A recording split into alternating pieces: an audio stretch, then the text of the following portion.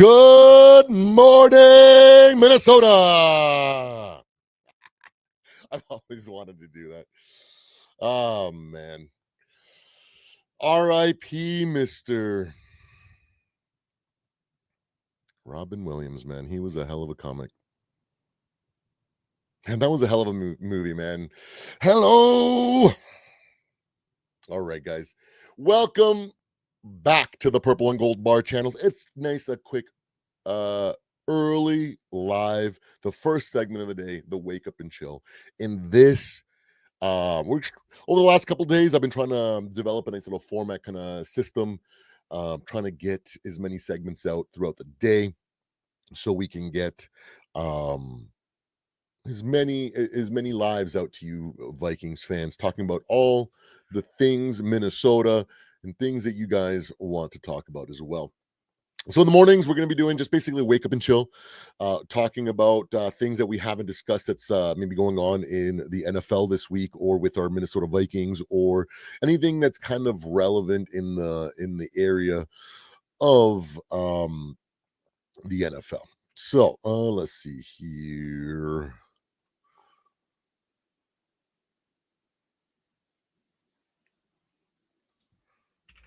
I just have some help here. Pulling up. I want to start by this kind of be more like wake up and chill and talking about the week's narratives, just kind of like minor things, not really going into depth with a ton of stuff. Vikings relating, but more just the superficial stuff, the fun stuff, kind of get us up and at 'em, as they say. So I want to start by kind of just discussing and kind of going over some of the most popular topics that have kind of been seen throughout the mainstream media landscape, that's looking at ESPN, NFL Network, as well as Fox Sports 1. So let's see here. Out of Reuters on the 13th, it looks like the Dallas Cowboys signed guard Tyler Smith to a 4-year extension, making him the highest paid guard in NFL history. So Cowboys make quite the statement there on the 13th, letting us know that they are working on things, and they're not trying to give up on this season. So you know what I mean? It's a good thing to see from these organizations. I hate seeing tanking, or I don't know, just stuff like that, because like being a Raptors fan, the last year or so, tanking and whatnot, or well, not last year, but the year before, and in general, watching other teams do it in the NBA, it really takes away from the aspect of, like, it takes away from the actual quality of the game, because you know what I mean. Like if you're the team that's tanking, you're not watching the games. Like, why would you? You know what I mean? Like, unless you're like completely diehard and you're just there, for the lulls and not really paying attention or anything like that. Like, you're not really doing anything. So that affects viewership. And then what about attendance, right? Definitely not a good thing, as well as what happens when opposing teams come in, right? Like, they just come in. Sometimes they don't even have to play their stars. Those are the games that some of the superstars go, oh, the Raptors are tanking, I'm gonna load manage that week. So it's just a weird thing.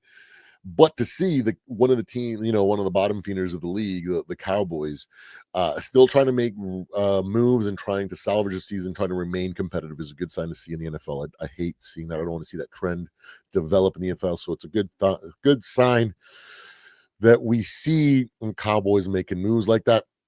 Now, one of the biggest news that was really going wild was the last week was the injury of Brock Purdy and Mac Jones taking over for this last week, and Mac Jones got his first win in San Fran. So, but Brock Purdy is expected to miss 2 to 5 weeks with turf toe plus shoulder issue, and it's been making the rounds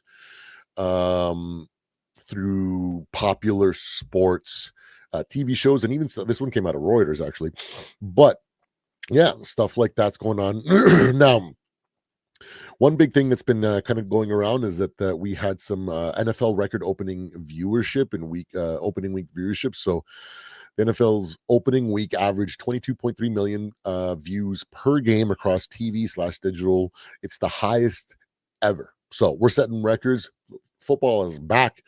People are excited to see what is going on. So we have a lot of casual fans, people that probably don't even have a team yet. So um you know what I mean? Just as fans, I think it's time to for this time to be welcoming of everybody, because you never know. Sometimes that comment that you might see that might seem disrespectful or might seem like it's trash talk might actually just be a general question by somebody that doesn't really know, that's not in the know. So they may not realize that the question that they're asking may come across as a troll or something like that. So maybe take a moment and be like, hey, you know what I mean? Like, I totally get what you're saying. You know what I mean? Like, maybe take a little bit of humility and kind of dive deep, because that might be the next Vikings fan or your next Colts fan or whatever fan base you're a part of, right? So awesome to see the new record viewership coming into the NFL.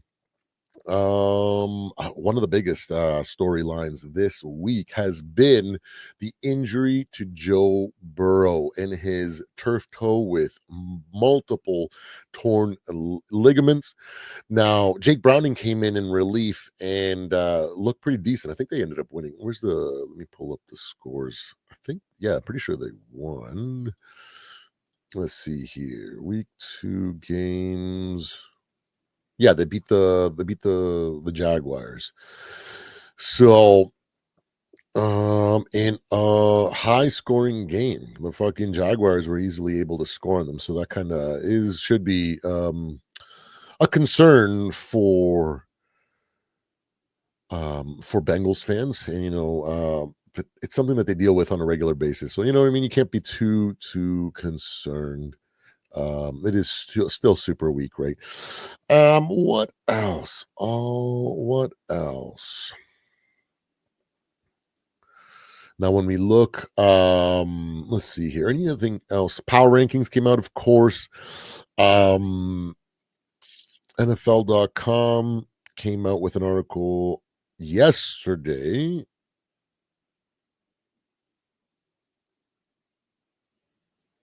where they are talking about where it's like matchups and storylines. So you know what I mean? I think it's the article where they what we learned from all six from these week's games, or probably what they're referencing, something like that. So cool to see a bunch of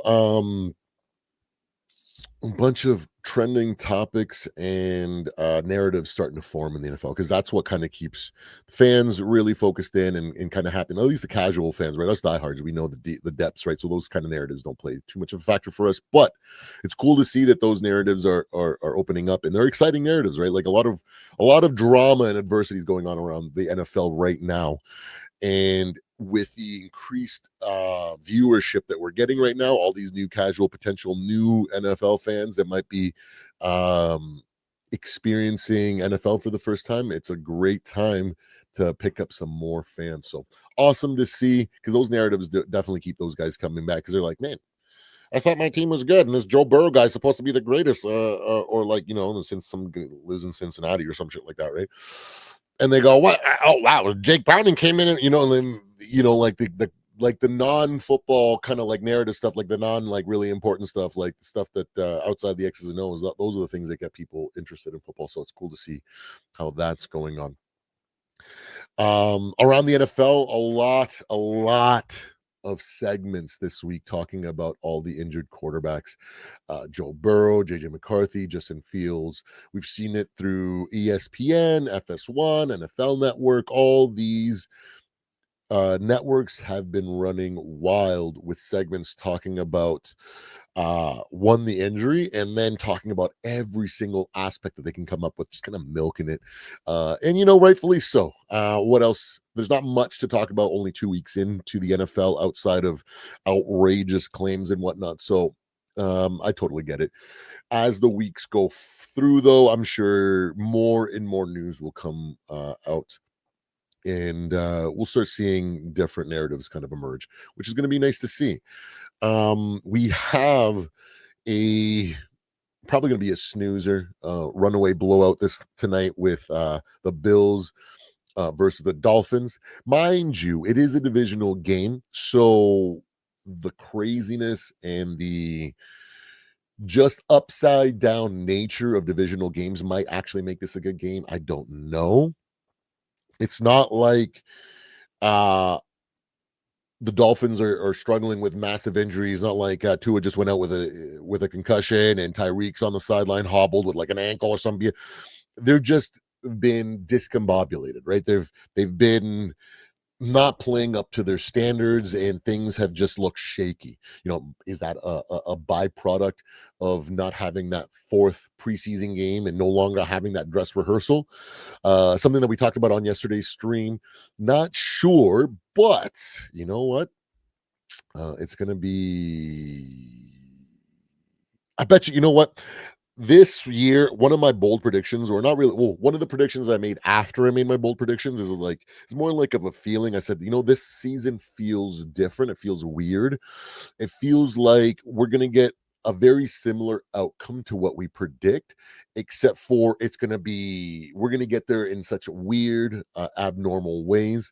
Look at what the 49ers are dealing with right now, right? They're 2-0, where and dealing with a whole bunch of injuries and a bunch of adversity, where normally we would have said going into the season, oh, you know what, as long as they're not banged up and as long as they stay healthy, they should be able to start off strong. They got a pretty decent early start to their schedule. We might see something coming out of San Fran. And some people may, after these 1-2, because they got some pretty easy matchups, a divisional game against a team that's rostering a quarterback or bringing a quarterback, that might have some things. So, what I mean? You could have easily been like, hey, first two games for the 49ers, easy 2-0 domination. Probably going to put Sam Darnold away. He'll probably struggle in his first game, and then before he gets in his thing, and the 49ers are going to take advantage and capitalize. And then week 2, they got the Jaguars, the lowly Jaguars. So that's an easy 2-week win start for the season. A very logical kind of assessment or take for the start of their season, despite kind of like little minor injuries and stuff that they had going in there. But they still have CMC, the subject, Brock Purdy, right? So Ricky Pearsall is looking every week. He's looking more and more like a receiver that's got a ton of potential that's going to climb to incredible heights. So, like, why wouldn't you think, oh, it's going to be an easy stomping first? Now they're 2-0, but they got there in the most adverse way and maybe even concerning way now that they are so banged up and having Brock Purdy step down and having Mac Jones lead them while that goes on. So, you know what I mean? It is one of those things where we seem to be coming out with the same result, except for we're getting there in a completely unexpected way. I think that's going to be a massive factor this season. I think that's going to be it's going to catch a lot of people off guard. It's already starting to catch a lot of people off guard. It caught me off guard last week. It's what I mean. It sucks having to lose to a trash team, and it sucks having to waste a defensive effort. Um, Especially when it happens the way that it does, right? We lose our center to concussion early, we lose our left tackle to concussion early, and then it just becomes an inability to generate the easy things. You know what I mean? The pass rush was just breaking down based on our backups not being able to perform the way they did. So without those massive factors, um, heavily contributed to the Falcons taking that win. And that's the way it goes. That is football. The unexpected sometimes will happen.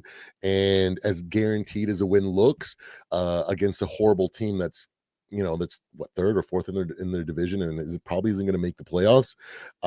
It stings, right, as Vikings fans, but it is what it is, and we have to kind of accept the things that happen.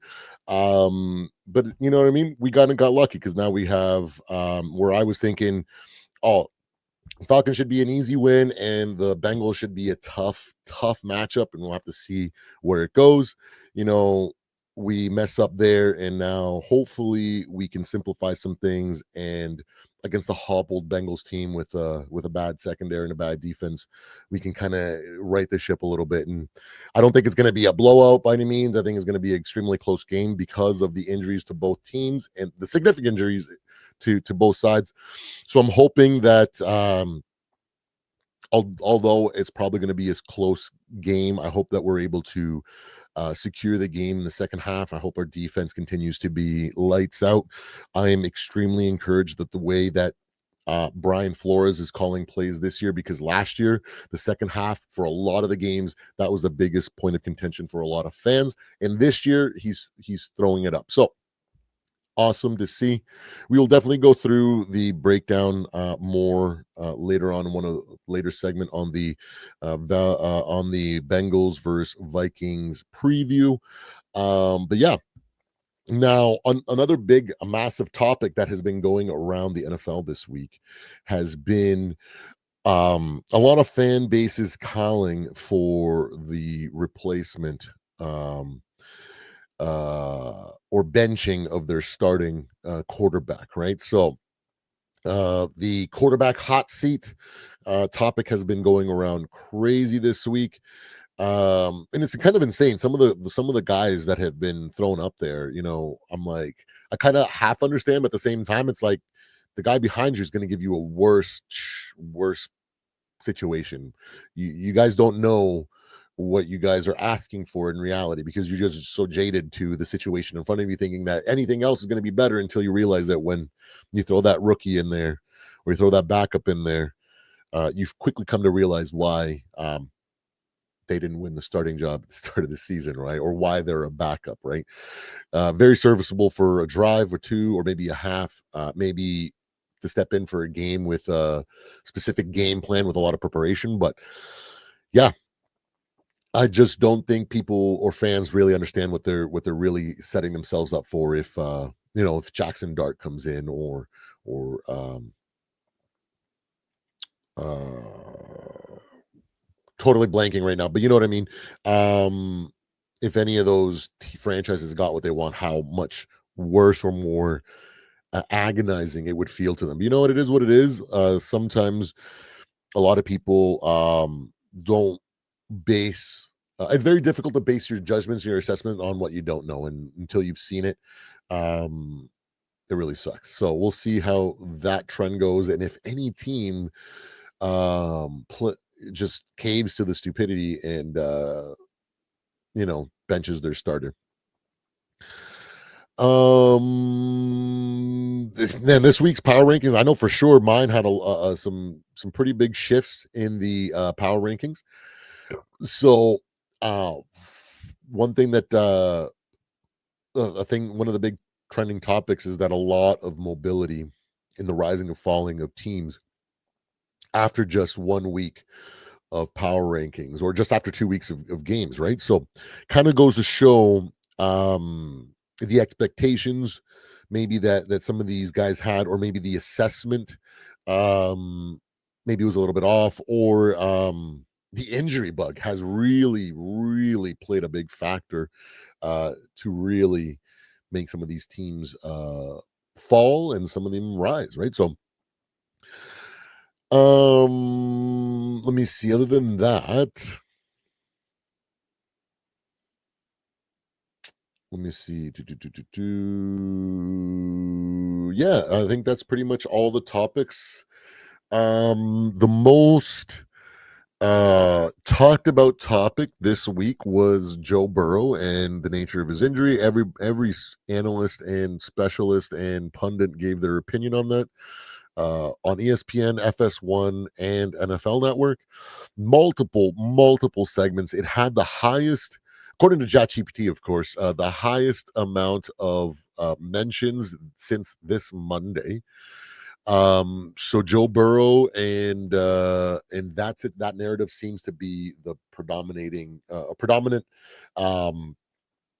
headline or news that is kind of baffled the majorities, right? Because a lot of people, I thought the Bengals going to do really well. I called it, this was the year they're going to win their first game of the season, and we're going to see a pretty decent run out of them. I think Joe Burrow had a lot to prove, and you know, destiny or whatever it is you want to call it, karma. No, it can't be karma. Because he has not done anything wrong or nothing like that. It can't be karma. Or maybe organizational karma because of their ownership being so freaking cheap and never freaking paying players and refusing to invest in their team. Maybe that might be the karma. No, but it's not nothing. I don't think it's karma. It's just a weird random set of circumstances. It's Murphy's law.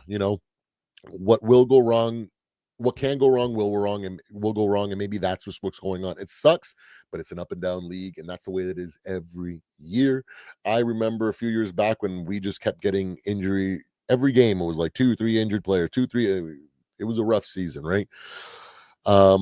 So it is what it is, and hopefully we can, as the weeks go on, we can start seeing less and less of that. Gosh darn it, man. My throat is bumping. It's slowly making its way back after Sunday night's game, being in attendance. So, but then again, there it is. So, any other questions or topics? We will definitely discuss more in depth our Minnesota Vikings in a later segment. We'll definitely go in upcoming today. We still have week 3 pick'ems. I'm gonna go back and look at all the picks to see how we did last week. I know week 1 I had 10 right. I don't know how many I got this week. We'll see, and then we'll pick next week. We'll also do injury report, Vikings injury report, Falcons. I mean, not Falcons, Bengals versus Vikings. So a whole bunch of stuff still to come today. So don't forget to check out and tap in later on. Thank you so much for hanging out with me today on the Wake Up and Chill on the Purple and Goals Bar Show. We'll be doing this every single day, multiple uploads a day, at least 3, trying to push for 4 or 5, trying to give you guys as many segments discussing the topics that you guys want to talk about, giving you guys a different perspective, an outside perspective than the mainstream media, because I definitely don't think like any of the pundits or analysts out there. So I look at things in a wholly different manner. So hopefully that change of perspective and all those things will keep you coming back to the channel. And don't forget to like and subscribe. I really appreciate you guys, all your guys' support. I will see you guys on the next segment. Skol, baby.